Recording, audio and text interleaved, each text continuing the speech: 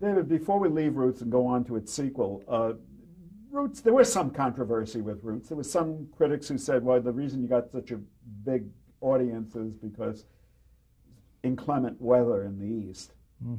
Any validity to that? Well, let's see. It was very inclement here in California. I think it was 80 degrees, and we had a 71 share, too. So I guess, I don't know what they're talking about. It's the same thing. I guess it was, we didn't want to go out here. It was too nice out in California. So that's why we stayed home. I think Roots was a success because it was a family story that caught people's imagination. They wanted to, once they got hooked on this family, they wanted to see what happened to it. And it was that, and I always called Roots a family story because years later I followed up with miniseries that were family stories. The Thornbird was a family story, and so was North and South, two families. Right. So family stories do have something to them, right? Told under different circumstances, and that's why I think it was a success. And the book was big. And let me put it this way: this show came upon at the right moment and the right time. You know, things don't happen. You could have played the show 2 years later and nothing. Well, you could have played it 2 years earlier, nothing. Whatever it was, whatever the scenery was, we arrived at the right moment in time with the right show, and that's why, one of the reasons people saw it. If you put it on today, would it be the same thing? Maybe not. Didn't you catch some flack because people objected to the violence and nudity in the program? We had one scene which was the first time in television, and we had breasts, and that was when we're talking about Africa and the original scenes with Kunta Kinte growing up, I said to the network, you know, it was bare-breasted. What do you want me to do? I can put covers on it, but everybody knows at that particular time that women didn't wear something like that. So they allowed me in the first scenes when they were just wandering around to do it, and that's about all. And then when the scenes were talking directly, they were covered. The breasts were covered. And as far as the violence was concerned, I had complaint from the African-American community intellectuals that the violence was too covered up and wasn't enough, that it was too cleansed. We cleansed it up for American television. It wasn't violent enough. You didn't show the true violence and dirt and slop and everything that they did coming over, you know. So, you know, we did the violence that we thought we could get on television and not chase people away. I don't care what the critics say of black or white America. I mean, to me, I had to get a show on the air and people to see it. If I was over-violent, they wouldn't have put it on or would cut it out. And if we didn't tell the truth and show some violence in the thing, to show how terrible it was being on a ship, we would have been criticized anyway. So I just put what I thought was enough violence in, and that was it. And ABC, too. I had to fight for every violent scene, and it was the network gave it. Al Schneider was the head head of, you know, Standards and Practice. Standard and Practice, and he was... No, actually, he was the legal guy. But he also had a standard of practice at the time. But I would say that he was a very intelligent standard of practice. I never had an argument with him that he didn't have an intelligent reason to try to convince me. And it's a matter of back and forth to understanding each other. And I would say he was very good. Some people complain about it, but he was somebody I couldn't complain about. He was an excellent man, and he made his position clear and why it's wrong for something to happen. And sometimes I agreed with him, and sometimes I didn't, and I won my point. I like that kind of a man, tough as it may be. A few minutes ago, you mentioned that you think it was the right show for the right time. Why was the public ready for this show at that time, do you think? I know it was at the moment in the civil rights movement that it was right to hear, it was right. I can't give you an answer to that. My only answer when they asked me is I just thought it was that somebody was interested in a family story over generations that had never been seen on television. It's something you didn't see every day on the series. There's television series and television series. But if you wanted to see something different for once in your life on television, you turn to Roots, because you can't see it on Monday, Tuesday, Wednesday, Thursday, Friday, Saturday on any series. If it was a police show, you could see another police series. If it was a court show, you could see another. If it was a doctor show, this was something that nobody put on. Was not seen. The visual of this was not seen until Roots came along. Anywhere, even in movies, it wasn't seen. So this was a new visual, and Roots was it, and they watched it. Did Roots have an impact outside the U.S.? Roots sold everywhere in the world. It even showed in South Africa. Even at the roughest time, the South African government put the show on the air. This played in every country in the world, had the same impact. The impact, whatever reached people That same family story. Japan, it was enormous in Japan. Enormous in Japan. Did Roots help or hurt race relations in America? I don't think it hurt it. And let me put it this way. Did Roots help race relations? It's not any better now than it was then, so I can't give Roots any credit. Did it have any impact at all on? Yes, and I think for a moment it had an impact. I don't think it changed race relations anything. I personally, as a producer, no. I don't. I think for a moment it had an impact, and people read. Did it help African American actors? No. A lot of them couldn't get work even after Roots came on there. Did more stories about African Americans show on television? No. Roots was there. It had its moment in time. People watched it. They were affected by it. I'm sure white America saw it and got something maybe they never saw before. Suddenly understood the black experience. Yes, it's right. I think for the first time, most shows before Roots, you have to remember, you saw the slave on the ship and it was just a thing. But in Roots, you saw his mother and his father and his grandmother. So when you picked up Kunta Kinte and put him on the ship, you know that Kunta Kinte was the son of this person. You saw the mother and the father. You saw the grandmother. You saw his brother. You saw the family. And he's pulled away from it. Now he's on a ship and going. So that gave you a feeling of, it wasn't just something that came over. It was a human being with a mother, father, and that began to affect you. Also, LeVar Burton was a very infectious personality to him and was able to get you, suck you into that personality too. So it was it does remind me about one thing. We had the slave scene when he arrived, and it was a very strong scene. We had the chain around him. They're auctioning him off, right. And they look at your teeth and they check your feet and everything. So we had an idea. I can't remember who came up with it. Why don't we have an old slave that nobody wants to buy and get Red Fox to play? It would be perfect. They're auctioning the slave, but one old slave got on the ship. I don't know how he got there. And now he's there, and he puts him up for auction. Nobody wants to buy him. One wants this old thing, so they have to kill him because they have nothing to do with it. And I thought it'd be a great moment, just a great scene for Red Fox. I tried to get him. I begged him to do it, and he wouldn't do it. So we crossed out the scene. But he was popular at the time, and I thought we'd make it was a wonderful scene.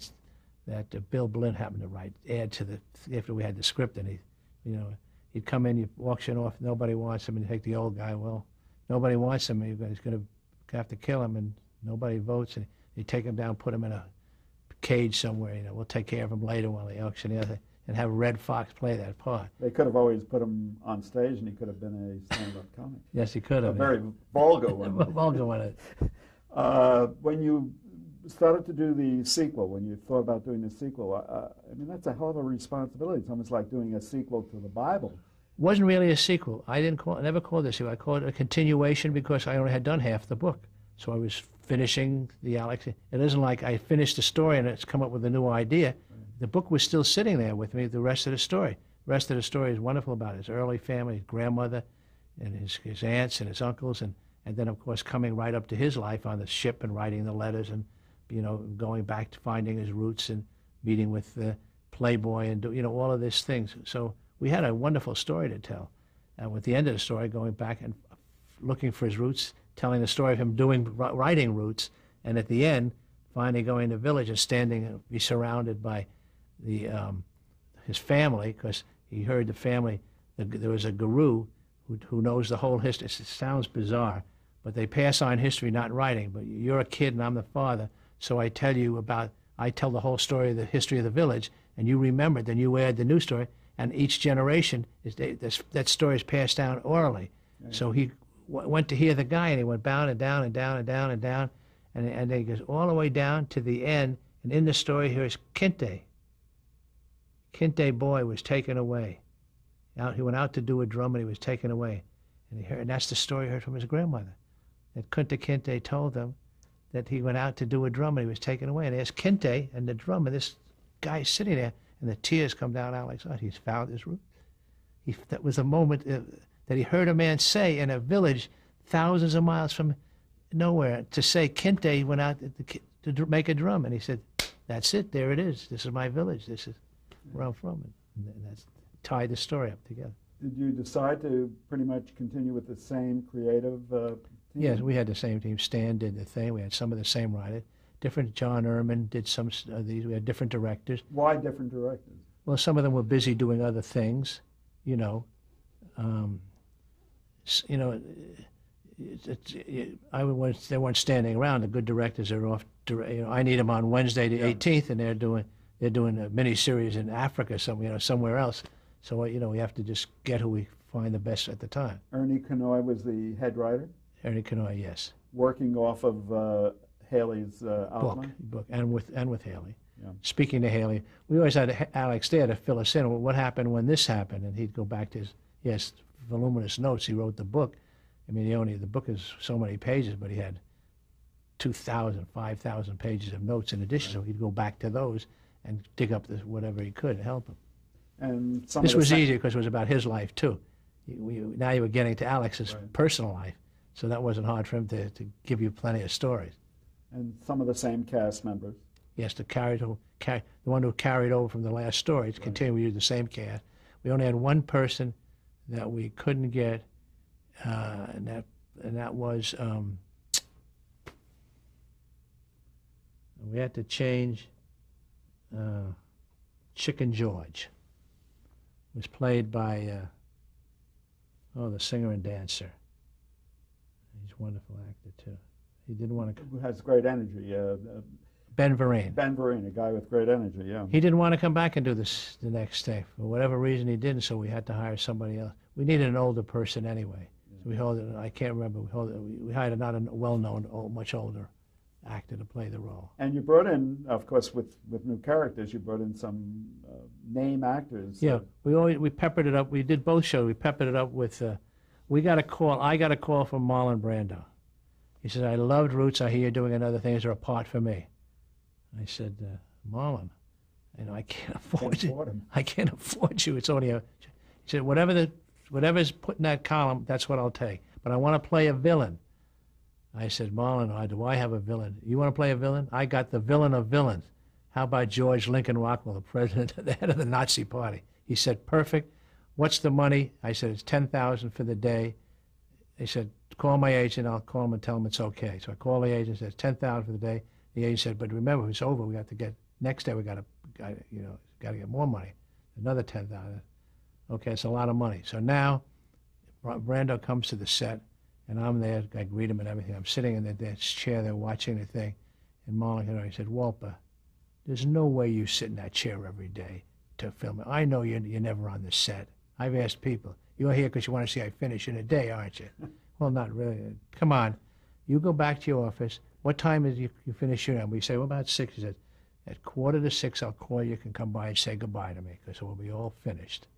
And I went back to my thing, and at 5:45, Marlon was on the phone. "David, we're finished. You can come over." And he's on. But I will tell you a story about Brando there. Brando does not memorize his lines. You might have heard this. So he has pieces of paper on the back of the wall, on the side here, on the table. He was sitting behind a desk and a chair underneath there, and he looks down and does his thing. Now, I said, "Marlon," so one thing, so he wanted to have something. James Earl Jones was acting, played Alex Haley, right. Marlon Brando. So he wanted James to put a sign here. They want to pin a sign on James's jacket with some of his speech, and James says, "No. You pin no, I'm not a billboard, I'm an actor."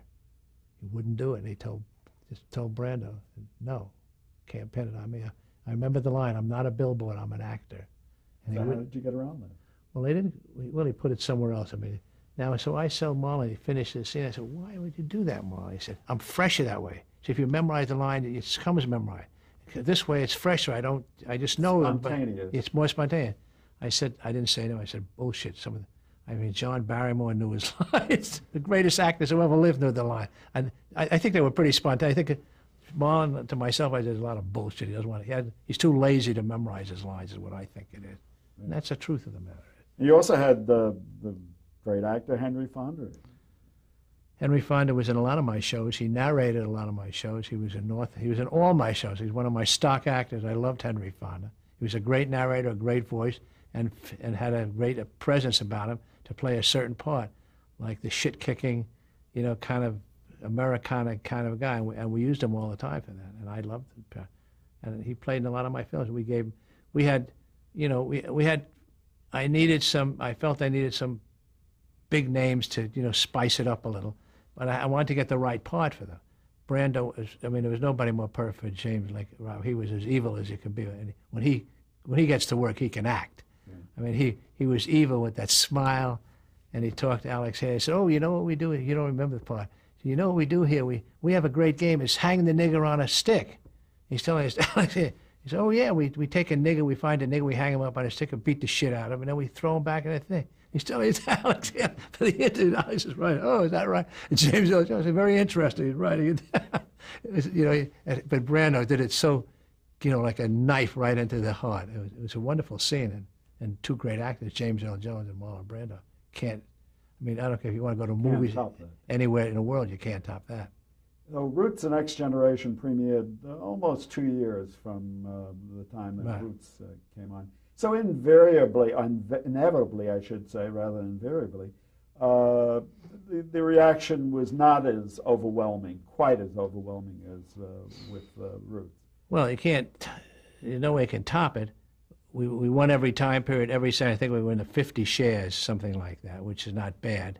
It's still at the top share. Right. We won every time period of every moment of every day of everything that we played in. And this time they played it, we had some big competition against us, too. You were in the sweeps. We were in the sweeps, so they threw everything they had, Sound of Music. You name the big movie or big something that they had, they threw it against us. Other networks. The other networks, yes, because they knew that Roots: The Next Generation was going to do some business, and they thought maybe they could destroy it. They weren't able to, because it still did great business. It couldn't come up to that original thing. But it actually got better reviews. I must say, overall reviews, the second show did better reviews than the first show. And then when Emmy Award time came, it won as Best Miniseries, That's for correct. sure, but didn't win 9 awards. No. Didn't come close to winning as many awards. No, the shock value of that was so enormous of the first show that I don't think anything could have swept. Like Titanic, I shocked somebody with Roots and wiped everybody else out. L.A. Confidential, my show, was wiped out by the sweep of Titanic. The wave just came over. Same as Roots, we just overwhelmed everybody so much they couldn't think of anything else. Right. And Titanic was there, and nobody could think of anything else. Although my director gave the greatest line, I think, of L.A. Confidential. I'll tell it to you because it's so funny, and I'll forget it. Somebody said, it looks like Titanic is a sure win this year at the Academy Awards. And he looked at the guy and said, it was a sure thing when it left Southampton, it was going to reach New York, too. Well, actually, L.A. Confidential did win a number of awards. Yes, we did. We won a lot. We won every critic award in the United States. Right. The first picture ever in the history of the cinema to ever win every single critic award. But we didn't win the Academy Award. It wasn't a direct encore from Roots: The Next Generation, but the next big miniseries you did was The Thornbirds. That came about because Warner Brothers had tried 5 screenplays with 5 great writers to make that as a motion picture. Robert Redford wanted to play the priest in it. They had him lined up. They had directors. Again, a very popular novel. Oh yes, a best-selling novel by Colleen McCullough. McCullough, an Australian woman, about a big successful novel. It was powerful. They were not able to come with one screenplay they liked. I was having dinner with Bob Daly in a restaurant, and the chairman of Warner Brothers, and he. I said to him, is there anything you have there that we can maybe make a good miniseries? Were you now associated with Warner Brothers? Yes, I sold my company. Please explain that. Okay. After Roots, Warner Brothers approached me. They wanted to buy my company. Charlie McGregor, who was head of their film and international, I think, national, the television department. He was the head of distribution. Head of distribution. Worked for me when I had my company, and he was a distributor for me working in one of the territories. And he called me and said, come on, I'd like to buy your company. You have great stuff, and we need more stuff here at Warner Brothers. Is it for sale? I said, well, if you give me the right price, it's for sale. Yeah. So he came by, and we talked about it, and I thought about it. I went to my business guys, and we talked about it. So we made a price. And they said, okay. They bought it. They didn't even make a sub. They gave me what I asked for. In this case, your name or the name of the company was retained. The Wolper. Well, in this case, I have an unusual deal. I still have my company that's under exclusion. They bought my company. Yes. I formed another. They bought all the product of corporation stock, so they owned all the product that I had, and they gave us a participation in the future of some of the product that I asked for. Part of my deal was I wanted to retain participation in Welcome Back Kotter, this Roots, certain shows, which I did retain. So if they do future big business, I would share in that still. And then I formed a new company called the Wolper Organization, which made a contract with them, as part of my deal, to be exclusive to Warner Brothers for 5 years. I will tell you, I had a 5-year contract, then a 10-year contract, then a 5-year contract, then a 5-year contract, then a 7-year contract. So I'm in my 22nd year with Warner's. I have about 3 or 4 more, I think 3 or 4 more years to go. And you're housed on the Warner lot. Housed on the Warner lot, and I've done everything I've done since then. I've done for Warner Brothers, even though I have the right, if they turn me down, to go somewhere else with something. I've never gone anywhere else. So you were already under the banner of Warner Brothers when Thornbirds came along. And I asked Bob Daly, and he said, well, we have a thing called the Thornbirds. The Thornbirds, oh, it's a great book. What a miniseries. That would be a family, love, generation, a priest. Oh, God, what a yes, I want it. So we talked, he went back and talked about, well, they weren't able to make it. Now, I'll tell you why they weren't able to make it into a movie and why it was going to be a good miniseries. The story of the Thornbirds is the love for this woman, for this priest, and this guy held out for 8 hours. 8 hours in the miniseries. In the movie, he held out for an hour and a half. Well, that's you can't do it in an hour and a half. You need the tension of everybody wanting this girl to finally get this guy, who's holding out and holding out and holding out. And you do a miniseries with hour after hour, show after show. Will she get him? Won't she get him? This priest is good-looking, handsome, that every woman in the world is in love with. And finally, 8 hours and a half, I say, okay, let's give him away. And she does it, and you have another hour to pay it off. But that was, you can't do it in the movie. Right. And so it was too sleazy, the movie. Every script was sleazy. He said, I love you, and she said, I don't want you, and I don't want you. It's an hour and a half later. Actually sensitive material. Yeah, you're in bed. It's an hour, so it didn't work. So we got the Thornbirds. I went back to ABC. The minute I said Thornbirds, he jumped off the seat, just like I jumped off the seat. Who did? Brandon started. Yeah. He jumped right on. The Thornbirds, you got the Thornbirds? Yes, I said, let's go. And we made a deal to do the Thornbirds. Do it as what kind of a miniseries? How long? It was a 10-hour miniseries. 10 hours. Yeah, it started off as 8. They bought 8. When I filmed it, they said, can we make it 10? I said, well, I have more than 10 hours of footage. I'll make it 10 hours for you if you want. So we eventually made 10 hours. Casting the priest, that was casting the priest very was delicate. We have to find somebody who was attractive, not too macho, not too, we wanted somebody that's a very delicate person that you feel could be a priest, very godly and very gentle, And Richard Chamberlain, who has already been a miniseries mogul, done, being a big hit in all these miniseries, said, well, Richard Chamberlain, he's perfect. He fits that part. The other part of Maggie was much more difficult. We went on a worldwide search for Maggie. We interviewed, there was 20 major actresses wanted to play Maggie in the 20. I mean, they came from us in calls and actresses and agents and everything. And we couldn't find anybody. We boiled it down to Rachel Ward. Who was not very well known. Not well known. She was a beautiful woman. She had done a couple of movies, but she was gorgeous. We wanted somebody that was very attractive, because we're making a movie. We want an attractive woman.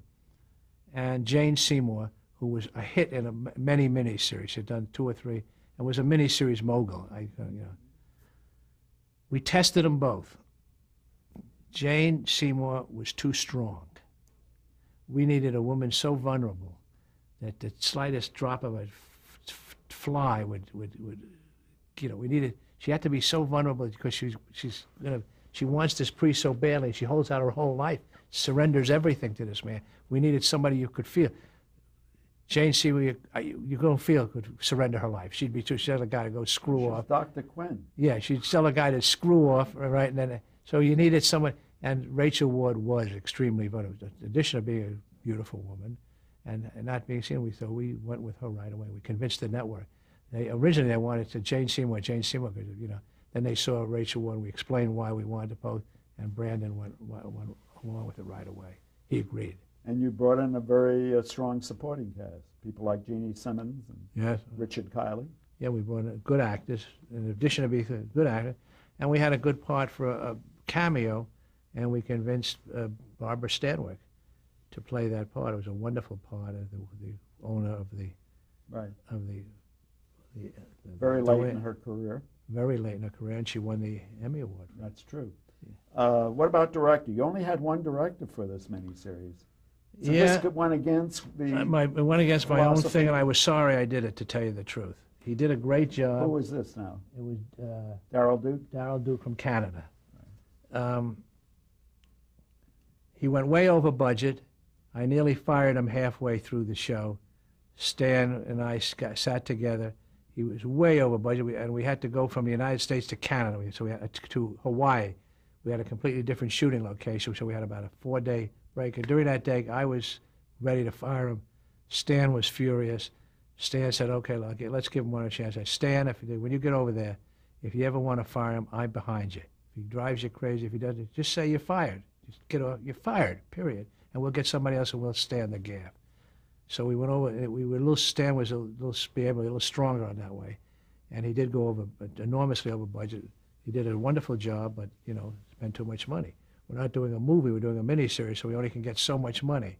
So I would say that while we made money in Roots and Roots the Next Generation, although the Thornbirds was a big hit, we didn't make that much money in it. Well, what did the Thornbirds come in at? What kind of money did it come in? I remember we were nearly 50% over budget. And I can't remember. I tell you the price. I don't remember. I'd be happy to tell you, but I think we were $5 million over budget, or $6 million. It was ridiculous. We shouldn't have been over, but you can't make any money that way.